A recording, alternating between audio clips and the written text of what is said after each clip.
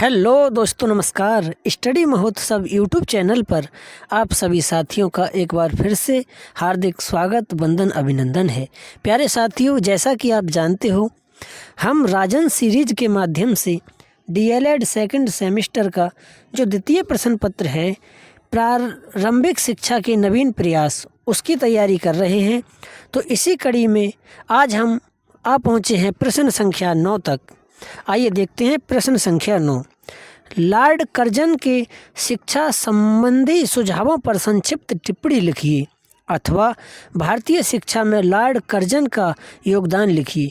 प्यारे साथियों, ये क्वेश्चन 2020 और 23 में पूछा जा चुका है, इसलिए ये बहुत ही इम्पोर्टेंट क्वेश्चन है। आइए देखते हैं आसान भाषा में। कर्जन का कठोर एवं निरंकुश शासन होने के कारण राष्ट्रीय आंदोलन का विरोधी होना नितांत स्वाभाविक था और इसलिए भारतीयों द्वारा उससे घृणा किया जाना भी स्वाभाविक था। यार, जो कर्जन था वो एक अंग्रेज शासक था, तो अंग्रेज शासक होने के कारण जो भारतीय राष्ट्रीय आंदोलन है, तो जाहिर सी बात है वो उसका विरोधी था, तो इसीलिए भारतीय भी उससे घृणा करते थे। लेकिन सुनिए,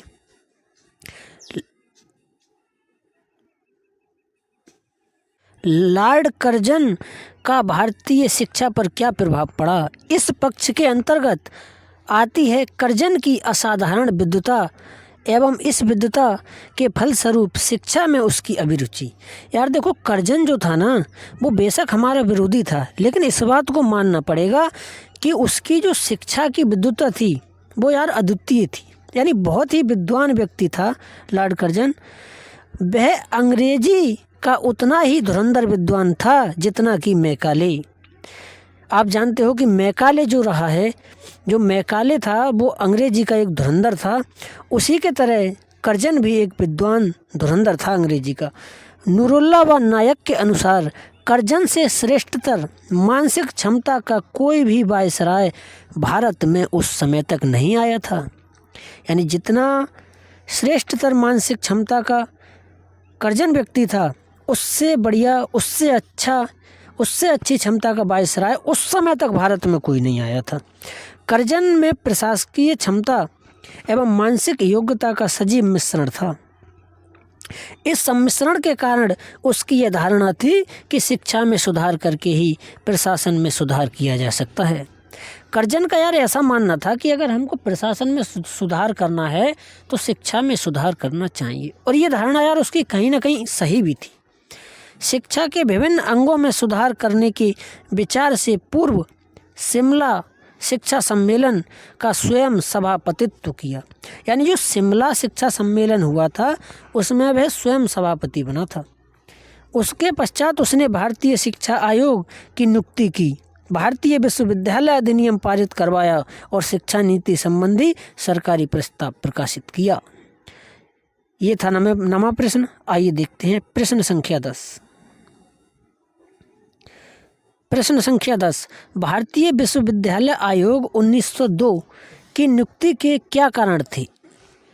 भारतीय विश्वविद्यालय आयोग 1902 की नियुक्ति के कारण, आइए, आयोग की नियुक्ति के अंतर्गत 4 मुख्य कारण थे। नंबर 1, विश्वविद्यालयों से संबंध कॉलेज की संख्या, यानी विश्वविद्यालयों से संबंध कॉलेजों की संख्या में अत्यंत तीव्र वृद्धि होने के कारण विश्वविद्यालयों पर इतना कार्यभार हो गया था कि वे अपने कर्तव्यों का कुशलता से पालन नहीं कर सकते थे।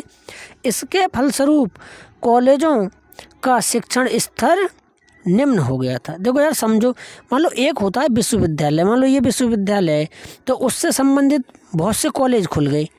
अब बहुत से कॉलेज खुल जाएंगे तो ये जो विश्वविद्यालय है वो अपने कार्यों को कुशलतापूर्वक नहीं कर पाएगा।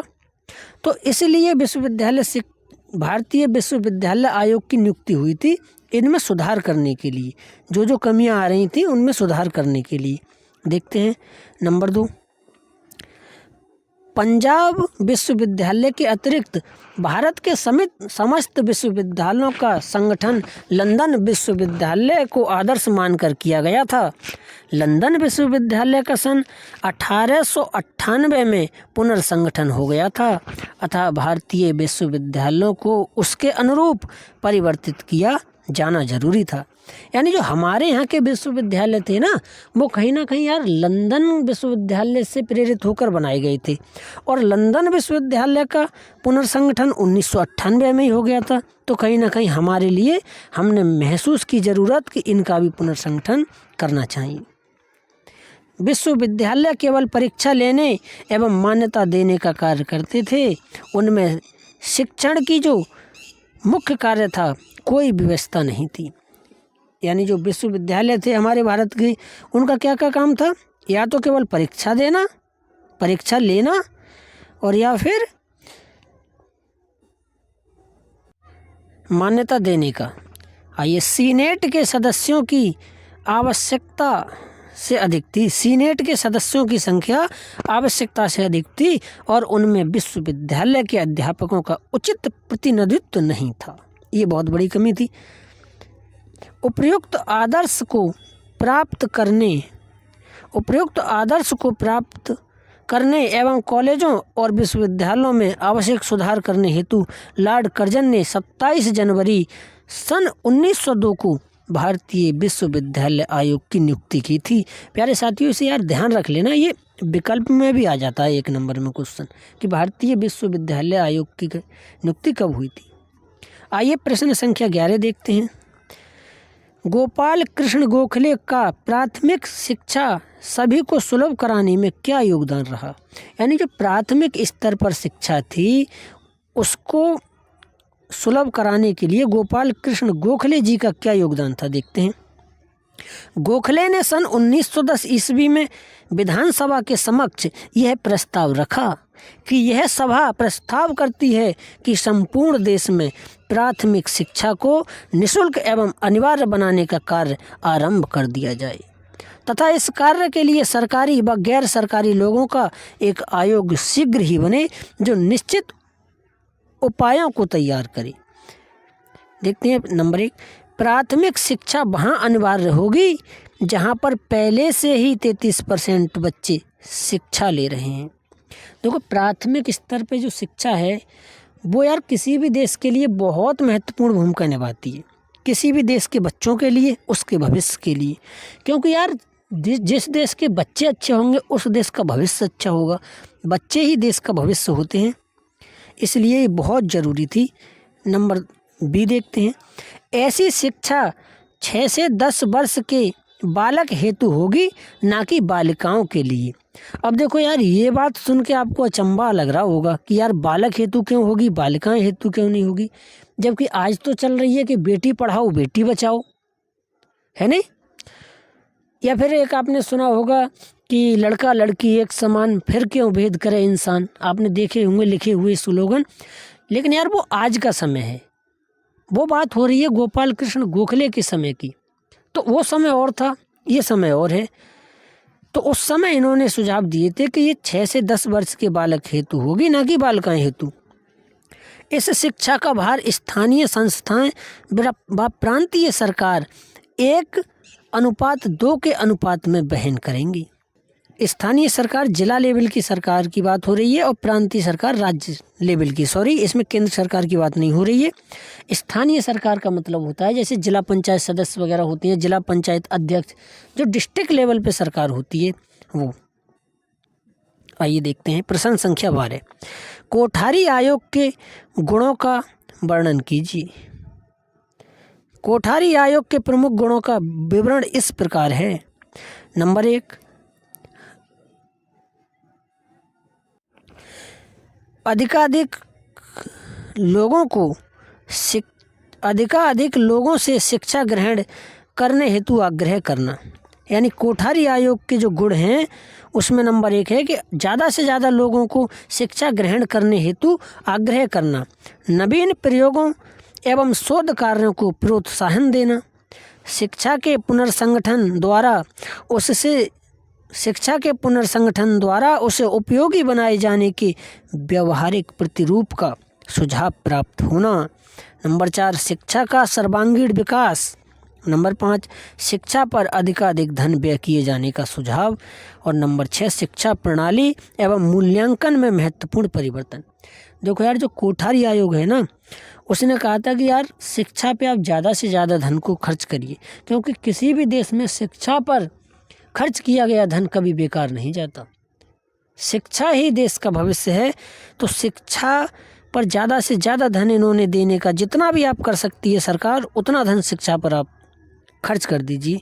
शिक्षा का सर्वांगीण विकास, यानी सभी तरह का विकास शिक्षा के द्वारा होगा, ये इन्होंने बताया था। देखो यार, इसके कुछ दोष भी हैं। प्रश्न संख्या 13 में वही बताया गया है कि कोठारी आयोग के दोषों का वर्णन कीजिए। कोठारी आयोग के प्रमुख दोषों का विवरण निम्न प्रकार से है। इस आयोग को पूर्ण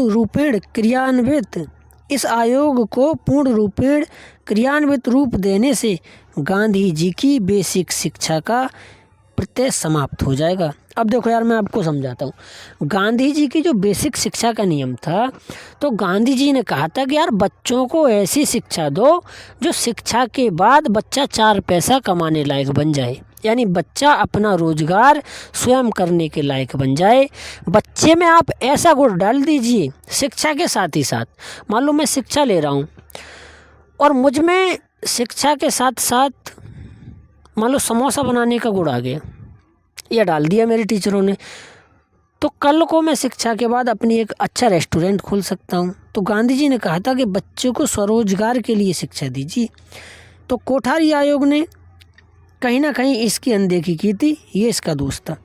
नंबर 2, विज्ञान एवं प्रौद्योगिकी की शिक्षा पर बल देने के कारण बालकों का नैतिक एवं आध्यात्मिक विकास रुक जाना। कोठारी आयोग ने विज्ञान को बहुत ज़्यादा मूल्य दिए थे, जबकि गांधी जी की शिक्षा में था कि बच्चे को विज्ञान के स्तर पर तो प्रबल बनाइए ही, साथ ही उनका नैतिक, आध्यात्मिक, चारित्रिक विकास कीजिए। अच्छा, बच्चे का अगर नैतिक विकास नहीं हो पाएगा, बच्चे का चरित्र ही ठीक नहीं हो पाएगा, तो बच्चा सीखेगा कैसे यार विज्ञान। नंबर 3, अंग्रेजी पर जोर देने से भारतीय भाषाओं का विकास अवरुद्ध हो जाएगा। यानी केवल अंग्रेजी पे ध्यान मत दो भैया, भारतीय भाषाओं पर भी ध्यान दो। संस्कृति के अध्ययन के अभाव में भारतीय प्राचीन संस्कृति एवं सभ्यता का लोप हो जाएगा। यानी अगर इनकी बात मानोगे तो हमारा समाज पश्चिम की जो सभ्यता संस्कृति है उसकी तरफ चला जाएगा और भारतीय संस्कृति को भूल जाएगा। प्रारंभिक शिक्षा के संबंध में स्पष्ट विचारों का अभाव होना, यानी प्रारंभिक शिक्षा के संबंध में ये कोई स्पष्ट जवाब नहीं दे पाए थे, ये इनके कुछ दोष हैं। देखो यार, हर किसी के दोष भी होते हैं, कुछ गुण भी होते हैं। आइए देखते हैं प्रश्न संख्या 14, भारतीय शिक्षा आयोग के प्रभावों का वर्णन कीजिए। देखो अभी हम जो पढ़ रहे थे भारतीय शिक्षा आयोग, उसके प्रभाव क्या क्या रहे देखते हैं। शिक्षा आयोग 1964-66 की सिफारिशों के आधार पर राष्ट्रीय शिक्षा नीति का निर्माण किया गया और उसे 24 जुलाई 1968 को घोषित किया गया। यानी जो राष्ट्रीय शिक्षा नीति है उसे 24 जुलाई 1968 को घोषित किया गया। पूरे देश में 10+2+3 शिक्षा संरचना लागू करने हेतु प्रयास शुरू हुए। देखो यार, ये सब जानते हो आप, पहले 10वां करेगा बच्चा, फिर 10+2 यानी 12वां, और 3 साल का ग्रेजुएशन, BA BSc, ये वाला पैटर्न लागू किया गया था। इसे हटाते हैं। प्रयास हुए और NCERT ने प्रथम 10 वर्षीय शिक्षा के लिए आधारभूत पाठ्य चर्चा तैयार की, जिसमें त्रिभाषा सूत्र के आधार पर 3 भाषाओं का अध्ययन, देश का आधुनिकीकरण करने के लिए विज्ञान एवं गणित का अध्ययन एवं माध्यमिक स्तर पर व्यावसायिक शिक्षा की शुरुआत करने हेतु कार्यक्रम को अनिवार्य किया गया तथा कुछ प्रांतों में इस आधार पर प्रथम 10 वर्षीय शिक्षा का पाठ्य चर्चा का निर्माण किया गया और उसे चालू किया गया। उच्च शिक्षा में डिग्री कोर्स को 3 वर्षीय कर दिया गया है। यार ये तो अभी तक चला है, देखो अब 4 वर्ष के हो गए हैं शायद BA, अभी तक तो ये 3 ही वर्ष का था। उच्च शिक्षा और व्यावसायिक तकनीकी एवं प्रबंधन शिक्षा के विस्तार के साथ साथ उनके उन्नयन हेतु ठोस कदम उठाए गए। साथ ही शिक्षक शिक्षा में सुधार होने शुरू हुए और प्रौढ़ शिक्षा के कार्यक्रम को व्यापक बनाया गया। इस आयोग ने शैक्षिक अवसरों की समानता के लिए जो सुझाव दिए उनका अनुपालन भी प्रारंभ हुआ। राष्ट्रीय शिक्षा नीति 1986 का निर्माण भी इसी के आधार पर किया गया। तो यार कोई भी राष्ट्रीय शिक्षा नीति बनती है वो पिछले वाली शिक्षा नीति में ही कुछ सुधार होते हैं, उसी को नई शिक्षा नीति हम कहते हैं। अब भी एक 2020 में राष्ट्रीय शिक्षा नीति आई है, आप लोगों ने पढ़ा होगा, आगे पढ़ेंगे हम। प्रश्न संख्या 15 देखिए, यशपाल समिति के सुझाव अथवा रिपोर्ट का सारांश लिखिए 2022-2023। Very very most important question है ये। यशपाल समिति का उल्लेख कीजिए। शिक्षा बिना बोझ के, इस संबंध में यशपाल समिति का मुख्य सुझाव क्या था?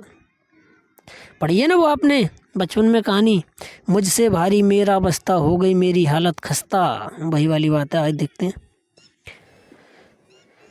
बस्ते के बोझ को कम करना। देखो यार ये बहुत ज़रूरी है। 5 साल का लड़का है, कंधे बेचारे के नबे जा रहे हैं, कंधे झुके जा रहे हैं, इतना वजन है बस्ते में, क्या यार वो पड़ेगा? उसके शरीर का तो कम से कम विकास होने दो। बस्ते के बोझ को कम करना, इस समस्या के समाधान हेतु केंद्रीय सरकार ने 1992 में श्री यशपाल जी की अध्यक्षता में एक समिति का गठन किया था। इस समिति ने अपनी रिपोर्ट अगस्त 1993 प्रस्तुत की। इसमें बस्ते के बोझ को कम करने के स्थान पर और बढ़ाते हैं। इसमें कहा गया कि बस्ते का जो बोझ है उसे कम करना चाहिए, लेकिन क्या और बढ़ाते हैं। अतः सरकार ने इसकी समीक्षा के लिए श्री YN चतुर्वेदी की अध्यक्षता में एक दल का गठन किया। इस दल ने पाठ्यक्रम के बोझ को कम करने के स्थान पर प्राथमिक स्तर पर प्रवेश की आयु बढ़ाने, विद्यालय कार्य दिवस बढ़ाने, विद्यालयों की स्थिति सुधारने और पाठ्य पुस्तकों में सुधार करने पर जोर दिया। यानी जो आयोग बना था वो भी अपना मूल काम नहीं कर रहा है, बस्ते का वजन कम करना। क्या क्या बता रहा है? बोले कार्य दिवस बढ़ा दो कि भैया ज़्यादा दिन पढ़ाई कराओ स्कूल में, छुट्टी कम लगाओ, विद्यालयों की स्थिति सुधारो और पाठ्य पुस्तकों में सुधार करो। जबकि बनाया किस लिए गया था? बस्ते के बोझ को कम करने के लिए। हमारी दृष्टि में इनके लिए निम्नलिखित उपाय कारगर सिद्ध हो सकते हैं। आयोग कह रहा है, देखिए, आजकल ज्ञान असीमित है और किशोरों की ग्रहण करने की क्षमता सीमित है। सही बात है यार, हम सारी चीज़ें तो सीख नहीं सकते। तो ज्ञान तो कैसा है? असीमित है, और हमारी ग्रहण करने की क्षमता कैसी है? सीमित। सब कुछ माध्यमिक शिक्षा की झोली में डाल देने की प्रवृत्ति का त्याग किया जाए। यानी प्राथमिक स्तर पर लोग हैं। देखो आजकल भी आपने गांव में देखा होगा, अगर कोई बच्चा 2 में है या 3 क्लास में पढ़ रहा है तो वो कहते हैं कि अभी तो पढ़ लेगा, 6, 7, 8 में ज़्यादा मेहनत कर लेगा। नहीं, ऐसा नहीं होना चाहिए। जन चेतना संबंधी प्रकरणों को औपचारिक शिक्षा की पाठ्य चर्चा का अंग बनाने के स्थान पर बेकार जनसंचार के माध्यमों के द्वारा किया जाए। उस स्थिति में माध्यमिक स्तर की वर्तमान पाठ्य चर्चा का बोझ लगभग 5% कम हो जाएगा। नंबर 2 देखते हैं। माध्यमिक स्तर पर केवल मातृभाषा या क्षेत्रीय भाषा का अध्ययन अनिवार्य हो। हाँ, अगर प्रतिभाशाली छात्र छात्राएं हैं तो प्रतिभाशाली छात्र छात्राओं हेतु अन्य 1-2 भाषा सीखने की सुविधा अवश्य प्रदान की जाए। यानी जो प्राथमिक स्तर है तो उस पर मातृभाषा में ही बच्चे को ज्ञान दो, लेकिन अगर मान लो कोई ज़्यादा ही ब्रिलियंट बच्चा है तो उसको 1-2 भाषा और सिखा दो। समय की मांग के अनुसार किसी भी माध्यमिक विद्यालय में राष्ट्रभाषा हिंदी एवं अंतर्राष्ट्रीय भाषा अंग्रेजी के अतिरिक्त अन्य भाषाओं के अध्ययन की सुविधा अवश्य हो। औसत बच्चों पर 2 अन्य भाषाओं के अध्ययन को अनिवार्य न करने से वर्तमान पाठ्य चर्चा का बोझ लगभग 20% कम हो जाएगा।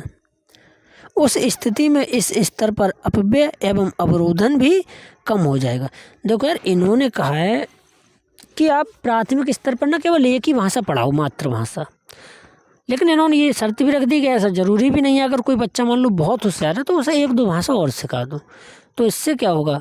बच्चों को किताबें कम ले जानी पड़ेंगी, देखो यार, आपने देखा होगा कि अगर एक भाषा में लिखी हुई किताब हो तो वो पतली होती है, और मान लो 2 भाषा में लिखी हुई किताब हो तो वो लिखने को तो जगह चाहिए, वो मोटी होगी। तो एक भाषा में इनको मातृभाषा में अनिवार्य कर दी गई शिक्षा। वर्तमान समय में माध्यमिक स्तर पर विज्ञान और गणित का जो पाठ्यक्रम है वह सैद्धांतिक अधिक और अनुप्रयोग आधारित कम है। उसे भी औसत बच्चों की आवश्यकता अनुसार विकसित करने की ज़रूरत है, तब बच्चों में उसमें रुचि होना स्वाभाविक है। इससे भी इस स्तर पर पाठ्य चर्चा का बोझ लगभग 5% कम हो जाएगा और अपव्यय एवं अवरोधन में भी कमी आ जाएगी। समझे? ये थी इसकी सिफारिशें। धन्यवाद साथियों, आशा है कि आपको ये प्रश्न समझ में आए होंगे। मिलते हैं अगली वीडियो में। जय हिंद, जय भारत।